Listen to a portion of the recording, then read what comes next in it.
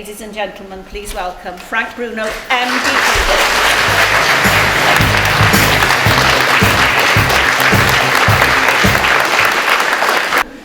Right, good morning, Frank. It's a great privilege to meet you. Thank you very much, Ange.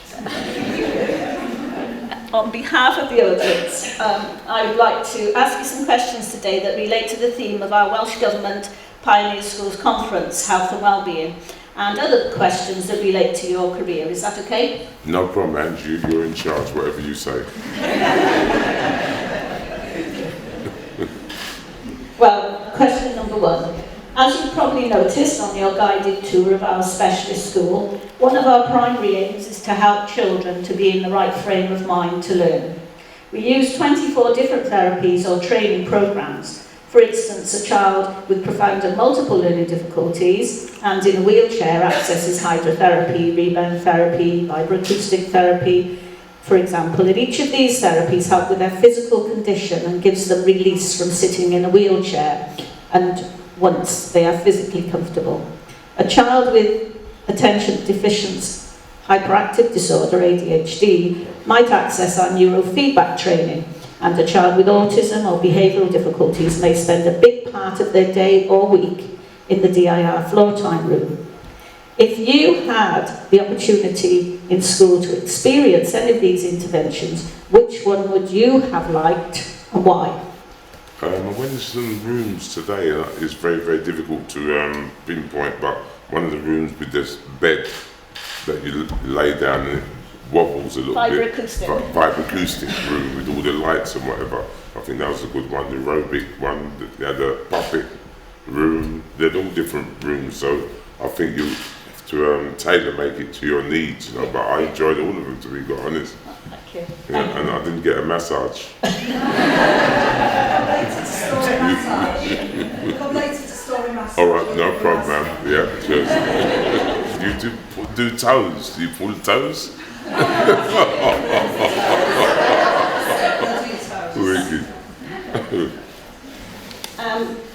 Mainstream schools as a whole don't cater as well for children with special needs as they do for ordinary children, particularly those with behavioural difficulties. You attended the specialist school that catered specifically for behaviour, Oak Hill Residential School in Sussex.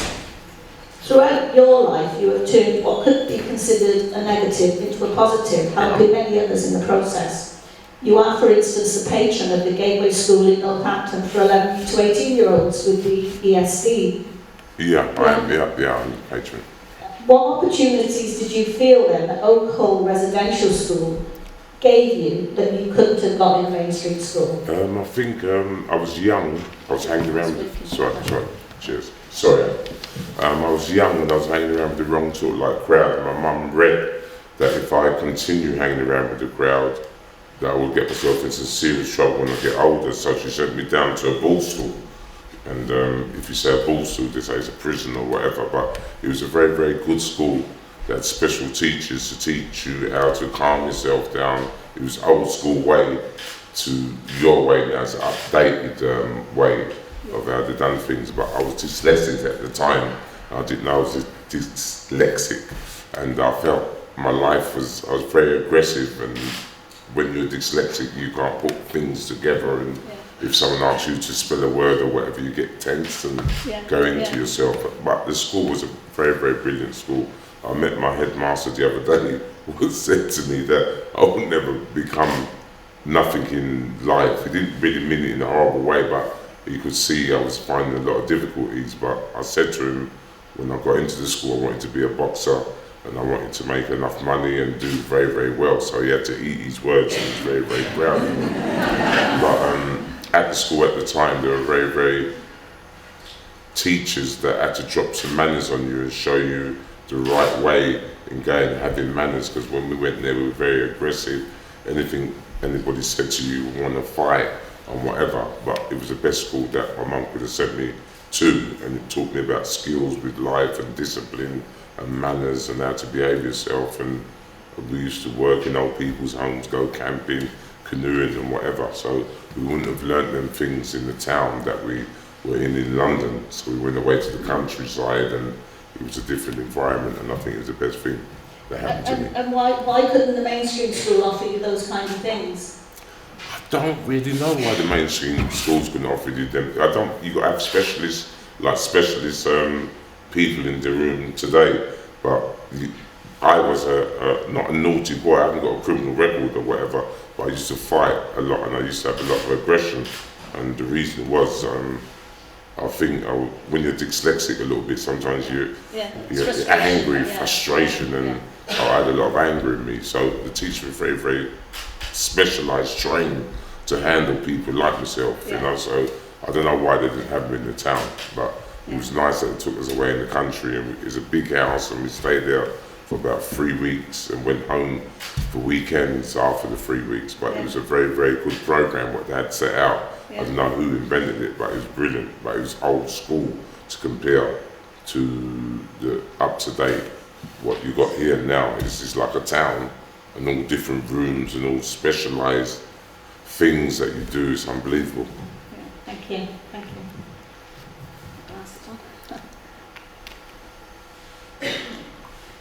Any sport takes drive and dedication, and I know from personal experience that as a teenager you gave over your life to the sport to such an extent that you became the youngest ever amateur British champion at 18. It's nothing short of amazing.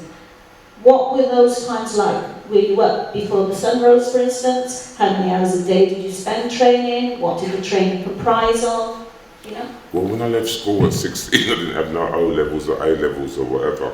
I went home and my mum said, you've got 2 weeks to get yourself a job. If you don't get yourself a job, I'm going to kick you out. So he put me on my toes, so I went into a job called metal polishing. I came out more darker than I am now.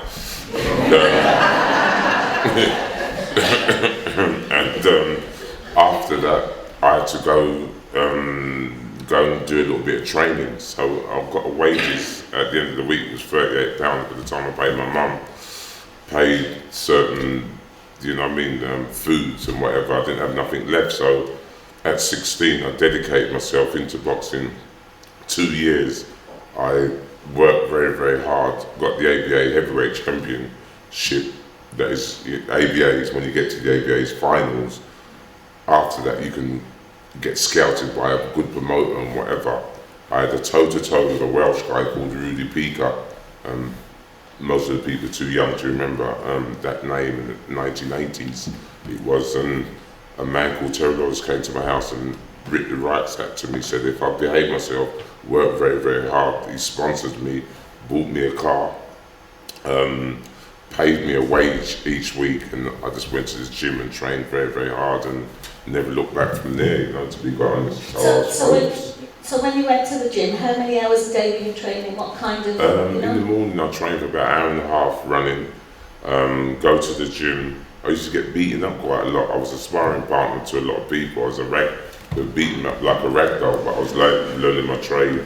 And then eventually the promoters got me together, took me to America for about 3 months to learn my trade, work around the gym, spar with people. I was 19, Mike Tyson was 15. So we sparred together, a guy called Customado, so we was punching the granny out of one another, but he was learning my trade, that was my profession, and it started from there, Yeah, thank you. You're welcome. What advice then would you give to someone today who dreams of doing well in any sport?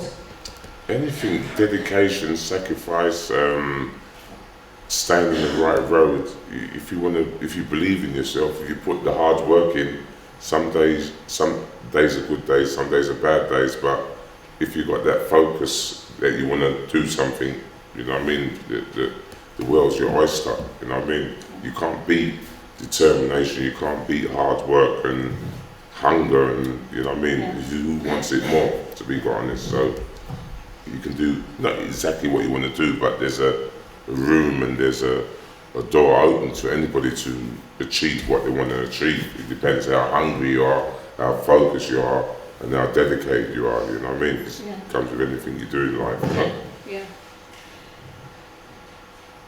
A heavyweight boxer doesn't have to worry about diets as much as other boxers do.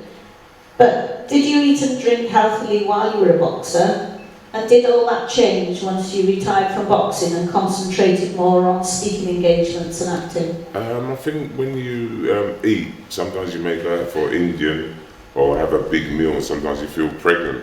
You go to the toilet.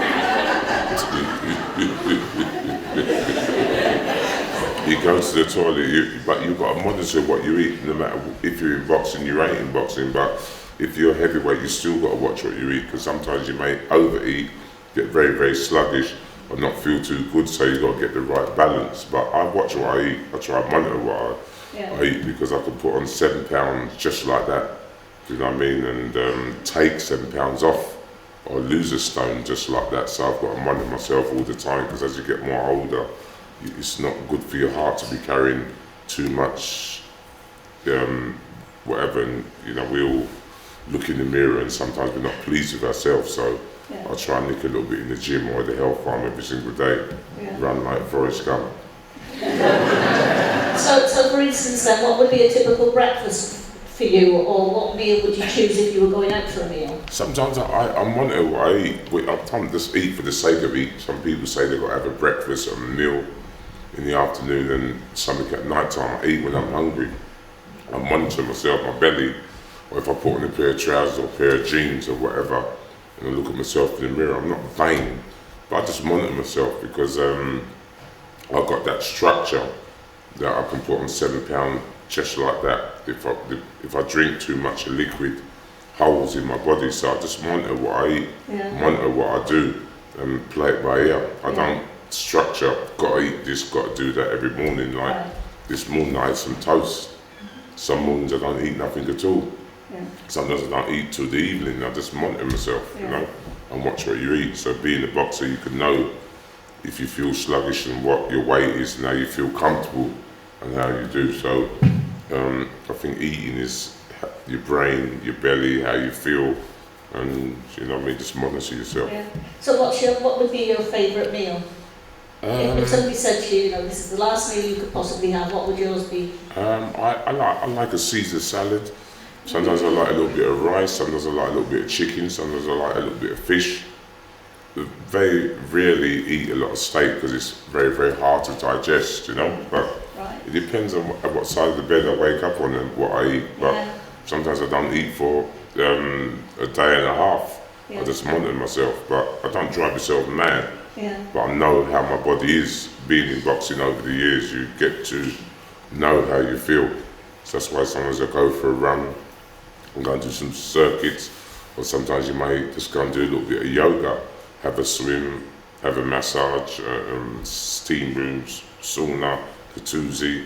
It depends what environment and how you feel on the day, because some days you feel good and some days you don't feel too good, and sometimes you're full of energy, sometimes you're not full of no energy. It depends. The brain is very, very sensitive and whatever, so you've got to see how you feel.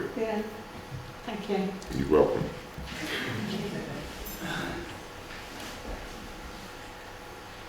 A question from a member of staff in relation to that period in time, 1995, when you became the world champion. She says, I at the time reached 28 in the UK charts, and she's asking, do you still work out to that track, and are you a Rocky fan?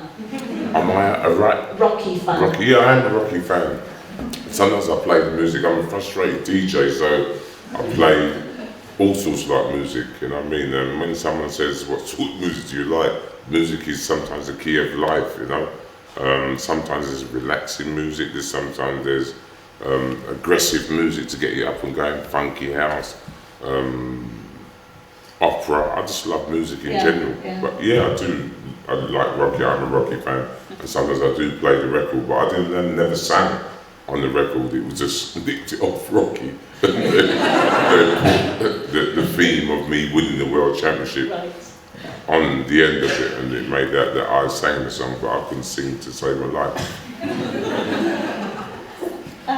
Following on from that, if in the future there was to be a film made of you in your life, what would you want as the theme tune?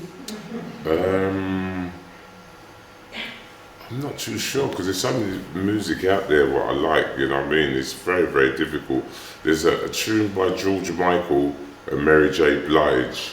I would love to be. I could have Prince, I could have James Brown, I could have Queen. You know what I mean? I could have Pavarotti, Tom Jones. It depends what mood you're in and how you see it and how they're going to play it and how they're going to, you know what I mean, chop it up. But there's all different tunes you could play to, you know what I mean? But I couldn't really answer that question at the moment. If they'd done the film and when they'd done the film, I could come back to you and say, this is the tune I wanted to pick. But it depends what sort of mood you're in and what vibe you're in at the time, you know? Yeah, very true. Thank you. You changed careers in 1996 due to concerns about possible blindness if you continued. Yeah. You were only 35. You're now an accomplished actor and speaker. Muhammad Ali left the professional boxing at age 42, and some said that he left it too late to retire from boxing.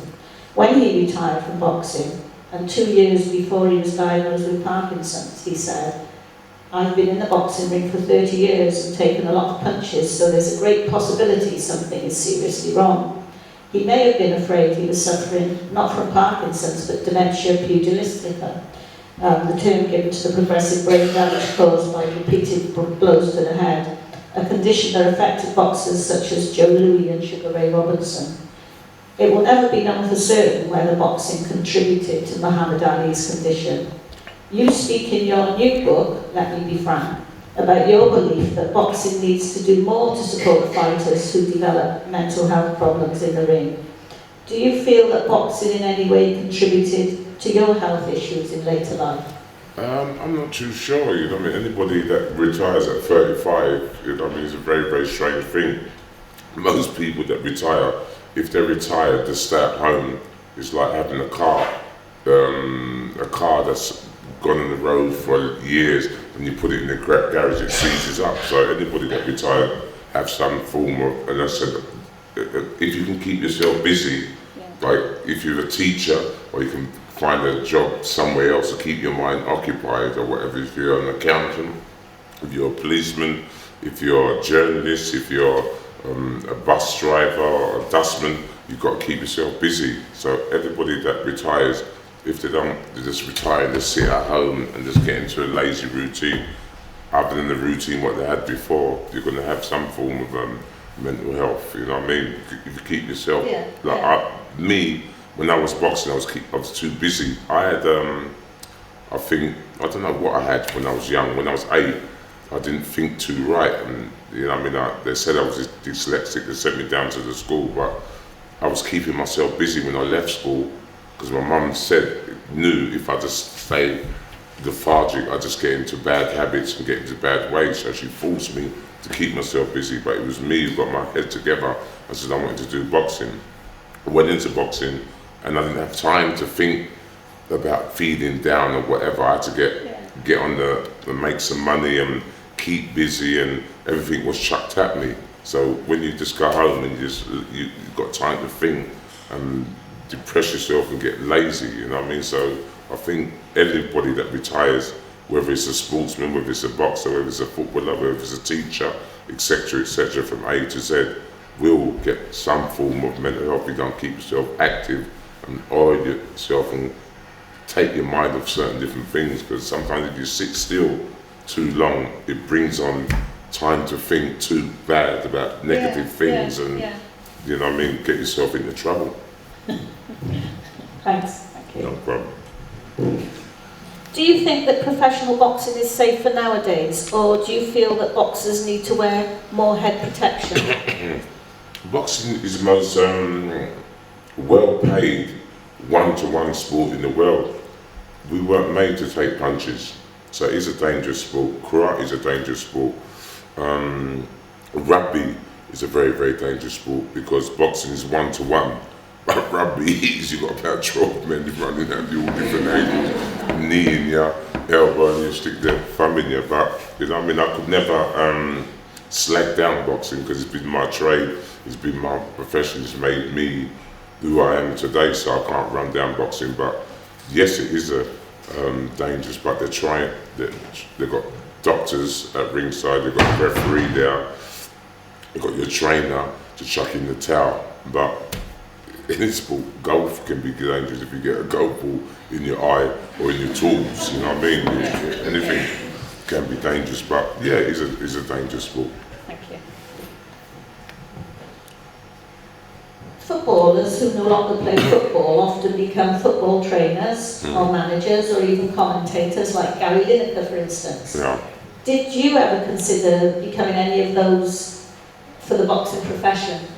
I just got my boxer's license, and I started the Frank Bruno Foundation with non-contact boxing, so I'm looking for a unit at the moment. I've done some counselling, so I'm combining the counselling with the well-being. So this coming here today has gave me a lot of ideas. But yeah, I'm going to get back into training because I'm getting a certain age and I don't want to sit at home, so I've got to occupy myself and keep myself doing something that I enjoy. It could be training little kids, it could be someone in a wheelchair, just holding the pads, anything. But I'm not going to go into it to be the best trainer in the world. Just do it because I find it very therapeutic for me to bounce off and listen to people's problems and what's making them feel different ways about themselves, you know what I mean, and knotting up and whatever. But yeah, I'm going to become a trainer. I've got a trainer's license, an amateur trainer's license, and a professional amateur's license. But I've got a lot of experience through going to a lot of countries around the world and meeting a lot of people. I think what you lack in not being able to connect, like reading the book. I can read the book, but I get confused. But I've got a lot of experience of meeting people and learning different things. So everybody I meet always, not nick something off them, but everybody's got a different style, a different class, and a different way of how they do things. So I'm always nosy and I'm always looking, you know. So that's what teachers do all the time. Sorry? That's what teachers do all the time. Yeah. They go into another school and they think, oh, that's a good idea, right? Yeah, but I'm not a thief. But if I see something, you know what I mean, I try and put it. So my brain's always ticking and learning, and thirsty to learn different things. Because every place you go, everyone's got a different lyric and a different style. You know, some are good, some are bad, but you take out the good and chuck out the bad. Thank you.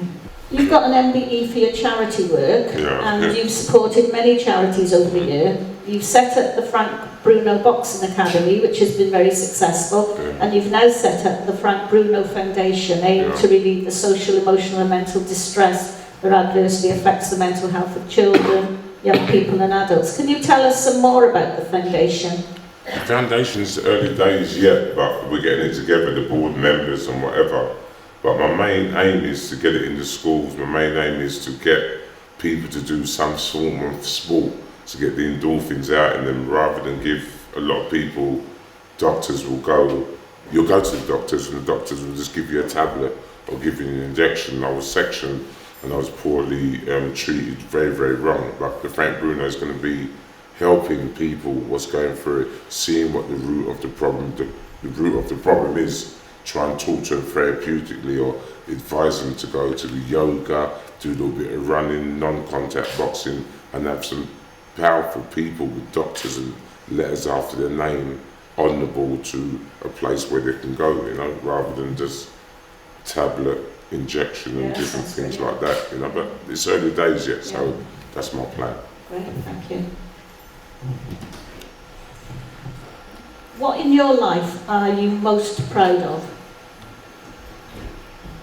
What I've achieved in life? What are you most proud of out of the whole of your life? What would you say, you know, that's what makes me most proud? I've got 4 kids. I've got 3 girls and 1 boy. They make me very, very proud. But I'm very proud of myself because I could have gone down the wrong track with the sort of like people I was hanging around with, but I'm mostly proud of myself. I left school and I didn't have no qualifications at all. I still haven't got no qualifications. I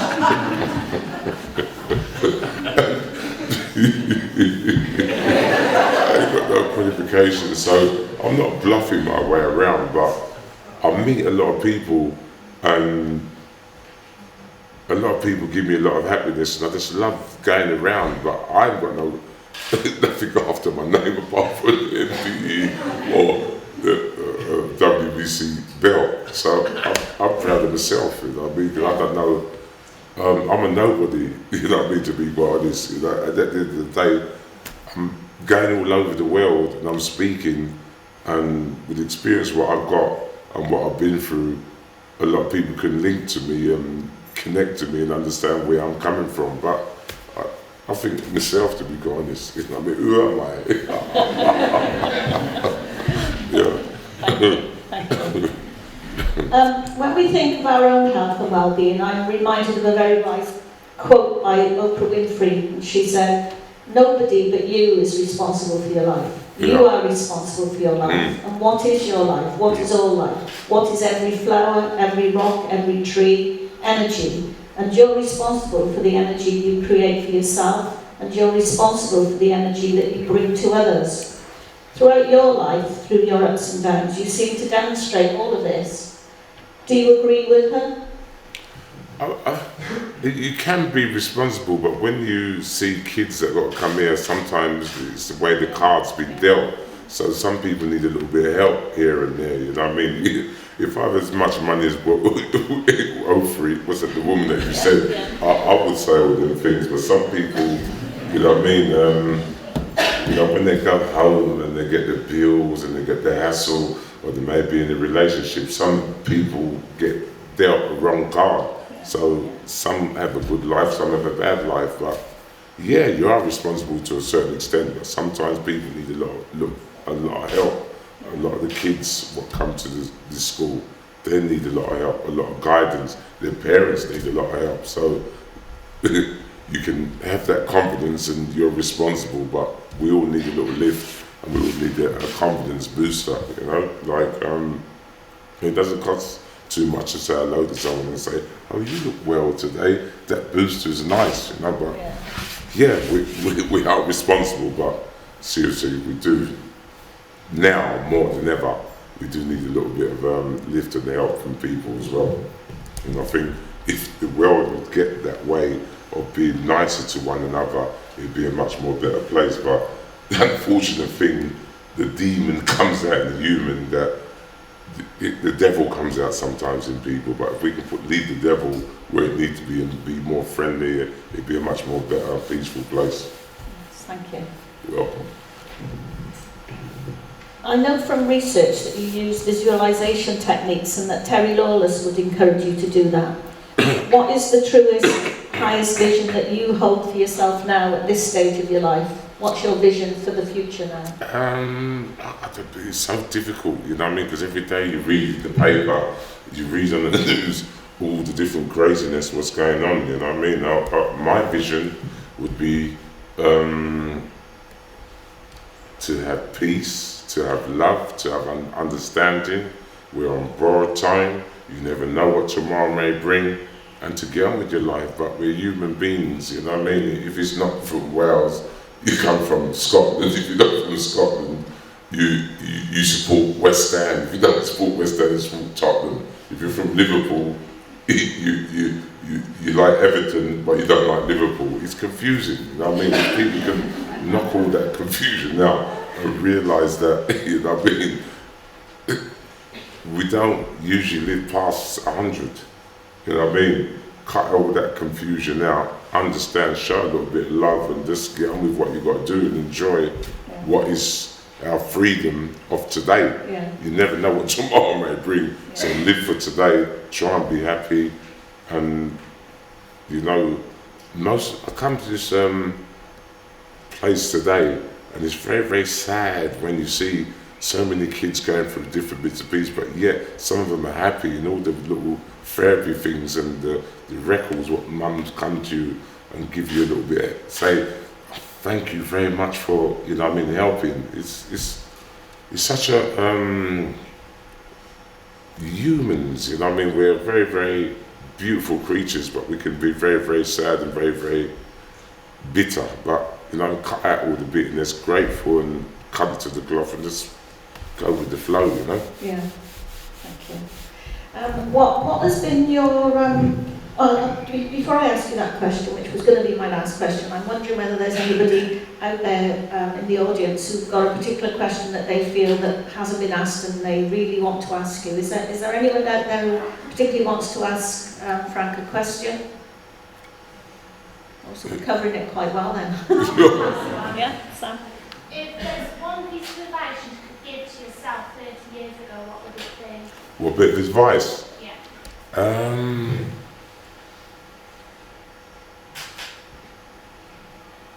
God, what bit of advice would I give myself? I would have loved to have learnt to read and write much more better, but sometimes I think my brain is very, very clever in some ways, but stupid in others. But I wish I would have learnt to read and write a lot more better in school and listen to it. I just shut off when I went to school, you know what I mean? I had to hump with the world and teachers were trying to help me, but I just couldn't get it together. But what bit of advice knowledge is the key, you know what I mean? And I wish I would have got more knowledge in, you know what I mean, reading the book and learning how to write a little bit more better. That's the best advice I was giving to myself. Thank You're welcome. Yoga teaches you, or you the yoga? I am the yoga. Oh, yoga teacher. I see the way you're sitting in the pose. She let us all sit like that. Sorry to make you go blush. Any other questions from the audience? Yes? Yeah? When you go through difficult times, there's always some sort of inspiration and person or thing that sort of you focus on to sort of get well and improve your well-being. Was there anyone at the darkest times in your life that sort of inspired you to make a change and become?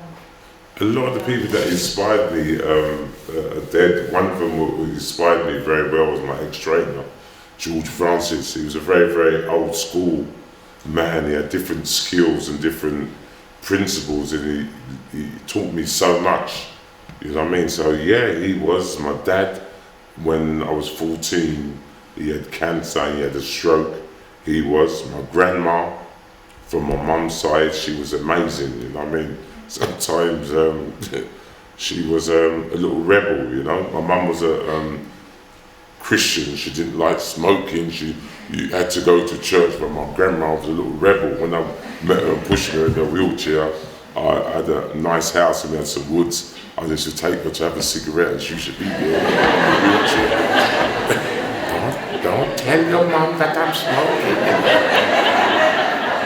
You know what I mean? So she was very, very strict, very, very old school, but she was just amazing. You know, when you sit down with your grandma, older person, she's got so many lyrics that she's gone through her life, and you're sitting down there, you can sit down there for 2 days, a week, just listen to all her stories. But yeah, a lot of people, but unfortunately they're gone. But yeah, I met some people, and they've been brilliant in my life because they pass on different lyrics to you, like your mum and dad say, you wait until you get your house, turn off the light, empty the rubbish, you know what I mean, save your money, you know what I mean, the bills are coming up and whatever. I didn't know what my mum was talking about until I bought my own house, and it all hit me. And she was, your mum, in the struggle of the olden days, they probably had 2 jobs, 3 jobs or whatever, but different era, yeah, but a lot of people, my mum, my dad, grandma, trainer, Harry Carpenter, a lot of people, man. You're welcome. Anyone else? Yeah, I've got a question. Yeah. So my name's Jonathan. I actually run a boxing gym as well. You run a boxing gym? Yeah, I run a boxing gym. Wicked. I used to box myself. Yeah, you look too pretty to box with us. I know myself because I go from training with Ricky Hatton, and I know his fighters as well, and I know you've been up there as well. Yeah. I know Ricky's had issues Yeah. with mental health. I was just wondering, I've taken a lot of kids who have behaviour difficulties. Yeah. Just contact me, they've got mental health issues, Yeah. and I get them into boxing, they really enjoy it. Have you ever thought of sort of joining up with sort of Ricky or doing sort of like a games, like an amateur boxing thing, a competition for kids who are struggling to come in and work towards? A lot of kids, when you get involved in boxing, a lot of their parents, especially the mum, doesn't like their son to get hit or whatever.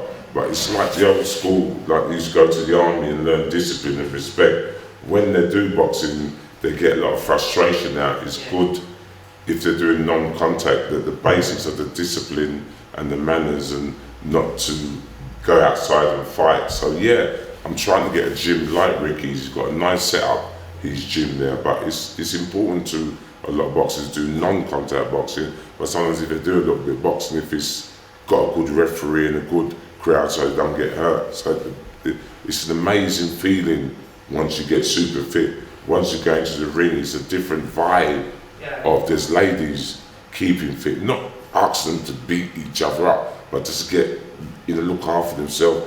When they put on their dress and they look in the mirror, the confidence is unbelievable, especially a guy, doing the discipline of it, skipping, punching the bag, doing a little bit of pad work and doing light sparring. Is the concept of it, the vibe and the endorphins what they get is very, very good. But I'm thinking of doing my own gym and that, slow process at the moment, but I'm trying to get there. But it's good for kids what are on the street or going on the wrong path.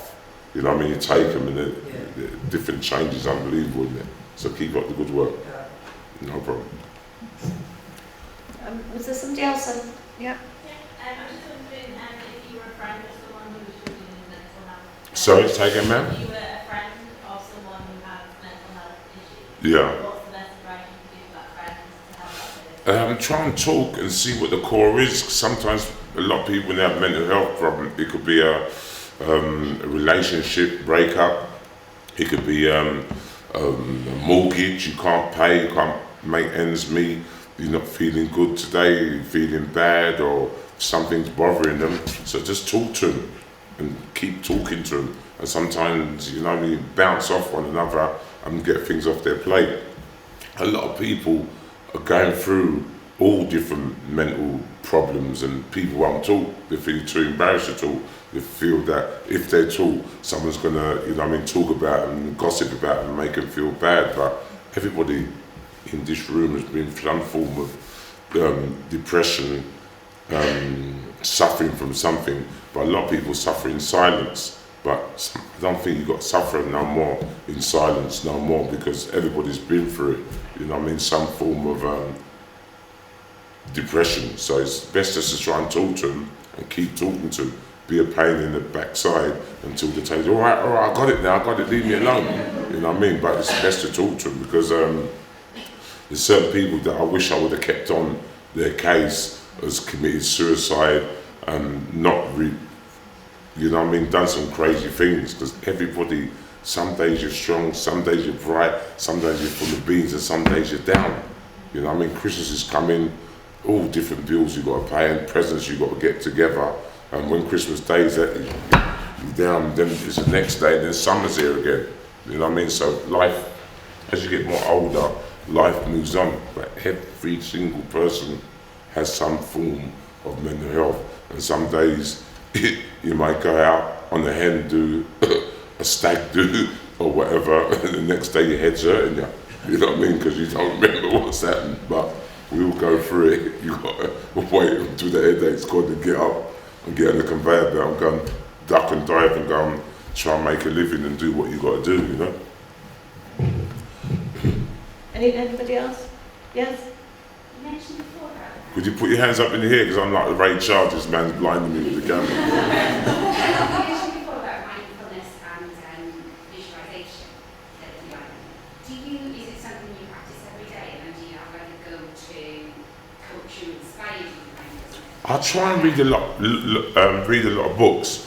My trainer tried to get me into Zen, positive thinking, and practice, certain different moves and punch correct, like play golf and different things like that. So I've had a lot of experience while listening to tapes, constantly sleeping with the tapes, looking at different books. There's so many books that you can pick up a book and nick a little bit out of that book to help you through the day.